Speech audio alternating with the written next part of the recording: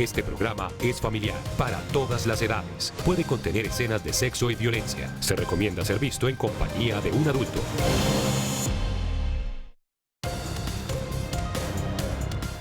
Desde nuestros estudios de Plaza Claro en Bogotá, esto es Red Más Noticias, emisión fin de semana.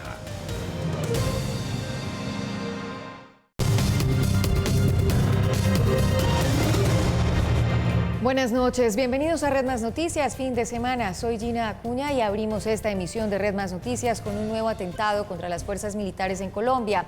Mauricio Sandoval, buenas noches. ¿Dónde ocurrió el ataque y cuántos uniformados murieron?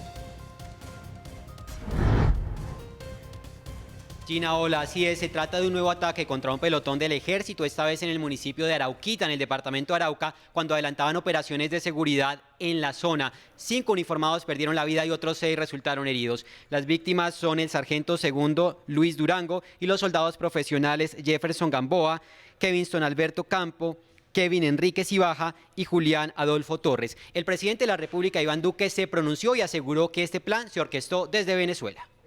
Lamentamos y condenamos el cobarde ataque terrorista contra un pelotón de nuestro ejército en Arauca. Nos duele el asesinato y lesión de varios de nuestros héroes. Esto claramente se trata de un acto entre el ELN y las disidencias de las FARC, planificado desde Venezuela. El ministro de Defensa, por su parte, Diego Molano, aseguró que las fuerzas militares ya están tras la pista de los responsables. Soldados que cumplían una misión de protección del oleoducto. Está el comandante general de las fuerzas militares y el comandante general del ejército dirigiendo las operaciones contra estas estructuras criminales que están en Arauca. Las condolencias a sus familias, todo el apoyo para ellos. Sobre este hecho que nuevamente enluta al departamento de Arauca y a las fuerzas militares, el gobernador de ese departamento también rechazó el atentado. Quiero manifestarle que me he reunido con las comandantes de fuerzas militares para tomar acciones para contrarrestar esta violencia en nuestro departamento de Arauca. Rechazar de manera contundente este accionar violento. Y mientras nosotros generamos espacios de recreación, de paz y reconciliación, los enemigos de la paz están enseñados con nuestro departamento de Arauca. Esa es por ahora toda la información, Gina, que se registra sobre el atentado contra varios militares en el departamento de Arauca. Usted tiene más noticias.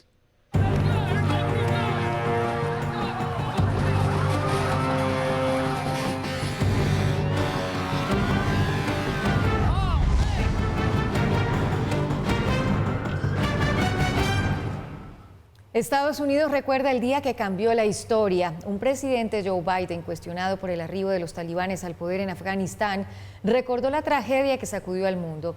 Las imágenes del 11 de septiembre de 2001 quedaron grabadas en la retina de todos.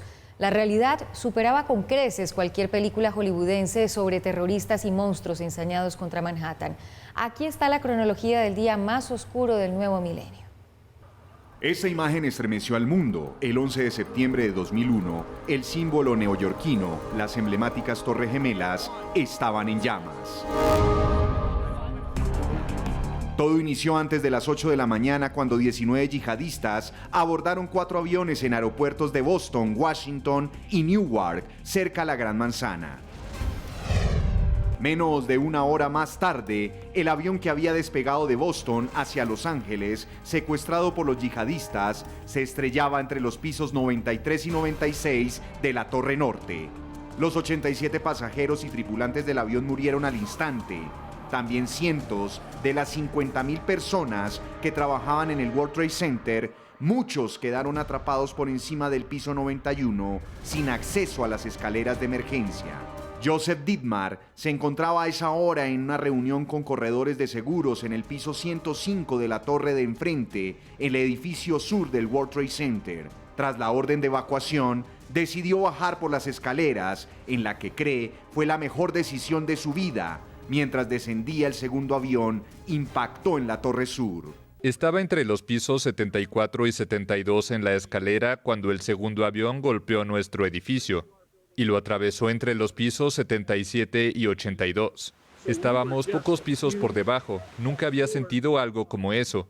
Aún se emociona al recordar que en el piso 31, él y sus compañeros se cruzaron con bomberos que corrían escaleras arriba para salvar a las personas atrapadas. Sabían que estaban subiendo para intentar combatir un incendio que no podrían vencer. Y sabían que estaban subiendo y que nunca volverían.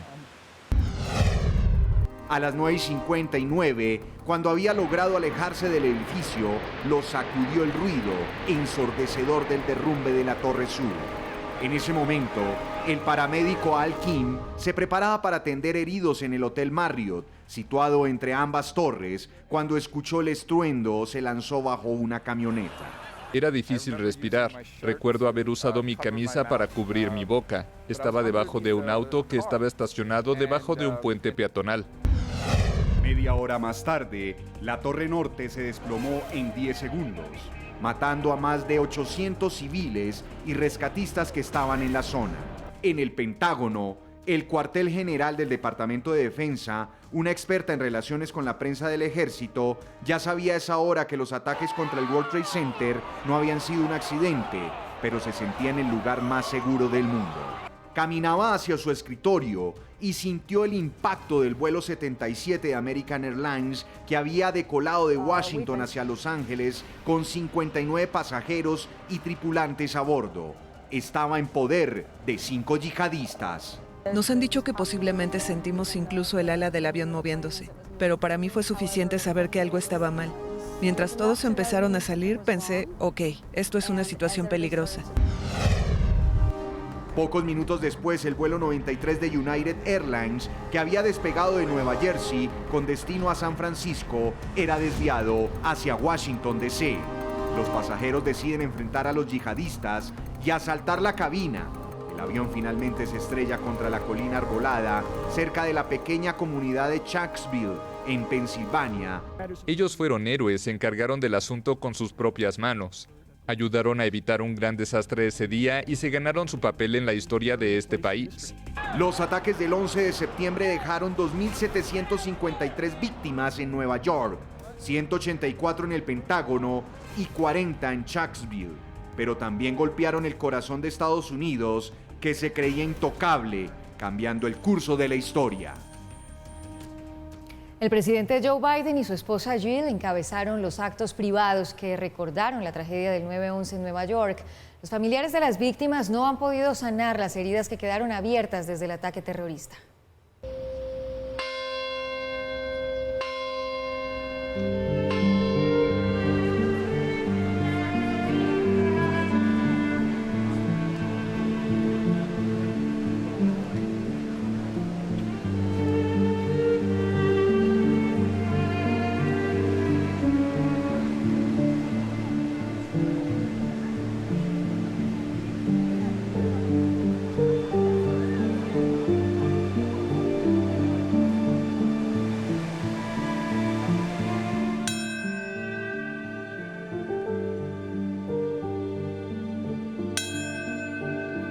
Michael S. Costello.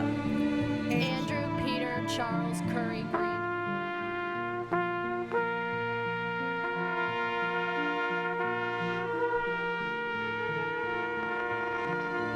Michael P. London. Michael Patrick Tucker. Lance Richard Tumulty. Bruce. Edward Ryan. Virginia Elizabeth Fox. Pauline Barry H. Glick. Jeremy Logan Gleek.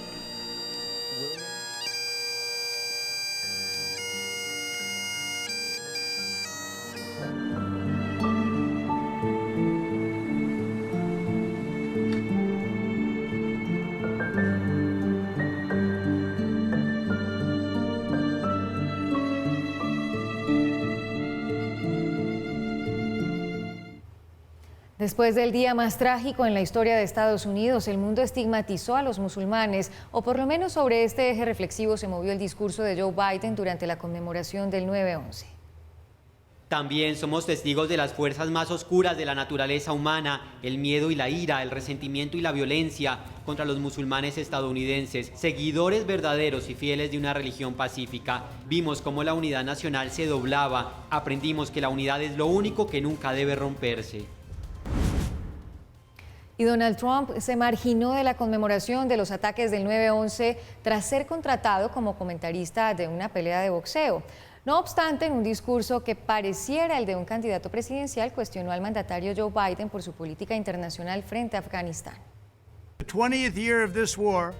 Este es el 20º año de esta guerra y debería haber sido un año de victoria, honor y fuerza. En cambio, Joe Biden y su inepta administración se quedaron en la derrota. Seguiremos viviendo, pero lamentablemente nuestro país estará herido durante un largo periodo de tiempo. Lucharemos para recuperarnos de la vergüenza que esta incompetencia ha causado. Sin embargo, no temas, Estados Unidos volverá a ser grande. Y el expresidente George W. Bush se unió a la conmemoración de los 20 años de los ataques del 9/11. Bush, quien enfrentó la caída de las Torres Gemelas durante su mandato, cuestionó la polarización reinante en su país y que calificó de otra forma de terrorismo.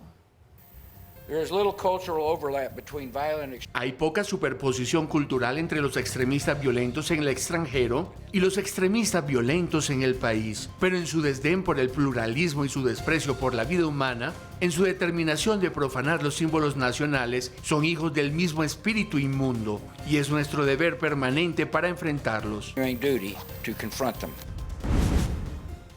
Expertos consultados por Red Más Noticias nos ayudan a entender cómo cambió el mundo luego del trágico atentado contra las Torres Gemelas de Nueva York y el Pentágono en Washington hace 20 años. Todos coinciden en que los ataques del 11 de septiembre de 2001 cambiaron la historia del mundo. Hay un antes y un después. Geopolíticamente, eso nos permitió entender que el eje geopolítico mundial ya no estaba en el Oriente Medio, sino ese traslado al Asia-Pacífico se estaba consolidando en medio de ese proceso. El terrorismo cobró una vigencia que no había tenido antes. De igual manera, los controles de seguridad cambiaron y entrar a aeropuertos o lugares públicos se convirtió en todo un ritual en el mundo. De un lado, priorizó los temas de seguridad y de lucha contra el terrorismo. En algunos casos indujo una especie de histeria colectiva en la lucha contra el fenómeno del terrorismo, como en el caso de Estados Unidos, que era un país de puertas mucho más abiertas antes de los atentados de las Torres Gemelas. Y es que la forma en que sucedieron los ataques rompieron cualquier esquema de inteligencia. La naturaleza misma de los conflictos y de la guerra cambió 180 grados para los Estados Unidos.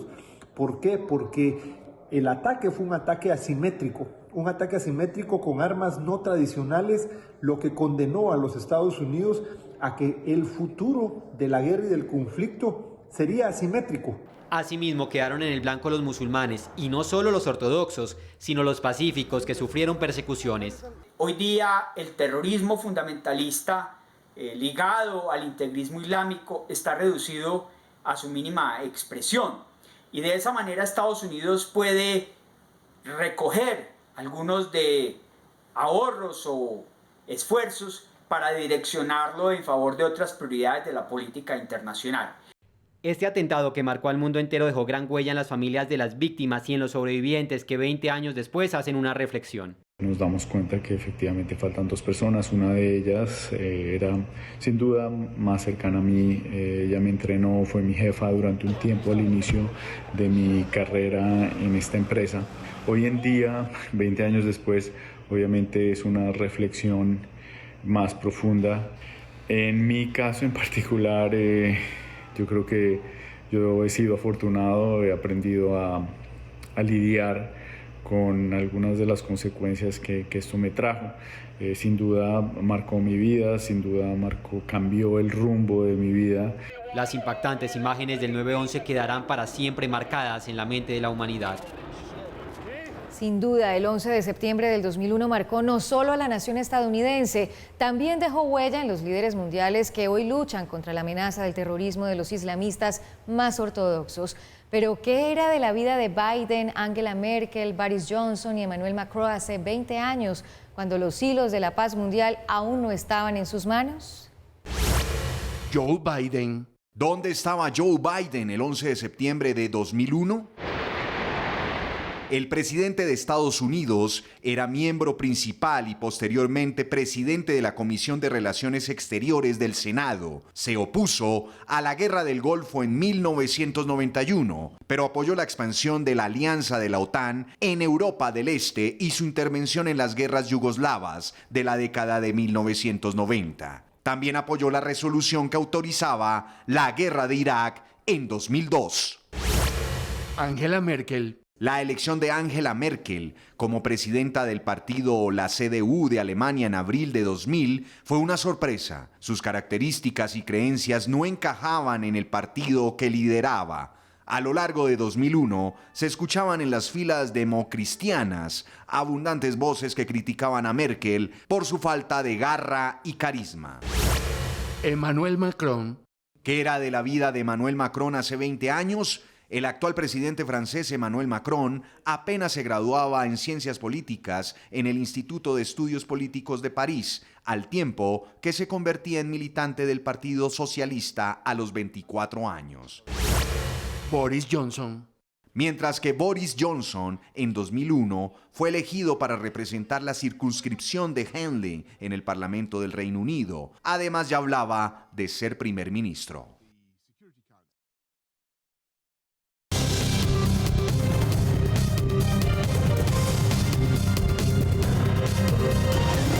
Estamos de regreso con otra de las noticias del día en América, que está en Perú. El jefe histórico de la derrotada guerrilla maomista peruana Sendero Luminoso, Abimael Guzmán, de 86 años, murió hoy en la prisión de máxima seguridad, donde cumplía cadena perpetua desde 1992. La autoridad penitenciaria señaló que la muerte de Guzmán ocurrió entre las 6 y las 11 de la mañana en el centro de reclusión de máxima seguridad de la base naval de Callao, debido a complicaciones en su estado de salud. Más de 69.000 personas murieron en el marco de la confrontación armada generada por este grupo insurgente. Y ahora nos vamos para nuestro centro de recepción de noticias, donde a esta hora continúan llegando imágenes de los eventos que marcaron la jornada informativa de hoy. William Rico, muy buenas noches. ¿Qué hemos recibido en los últimos minutos? Gina, televidentes, pues nos encontramos desde nuestro centro de recepción de noticias, donde acaban de llegar las imágenes donde cientos de manifestantes protestan contra el pasaporte de COVID-19. Por 9º fin de semana consecutivo, condenaron el pase de salud exigido por el gobierno francés. Miles de personas participaron de la marcha convocada por el líder del partido de extrema derecha, Florian Philippot, coreando consignas como libertad y Macron, no queremos tu pasaporte. Y de Francia nos vamos para Grecia, donde miles de manifestantes se enfrentaron contra la policía en contra de la vacunación contra el COVID-19. La policía disparó gases lacrimógenos y un cañón de agua para disolver manifestaciones que se presentaron para rechazar la vacunación obligatoria contra el coronavirus, mientras el primer ministro pronunciaba su discurso anual. Por ahora, esta es la información desde nuestro centro de recepción de noticias. Usted tiene más, Gina. Así llegamos al final de Red Más Noticias, fin de semana. Como siempre, es un gran placer informarlos. Los invitamos a continuar con nuestra programación. Ya viene más Salud en tus manos. Hasta mañana, que descansen.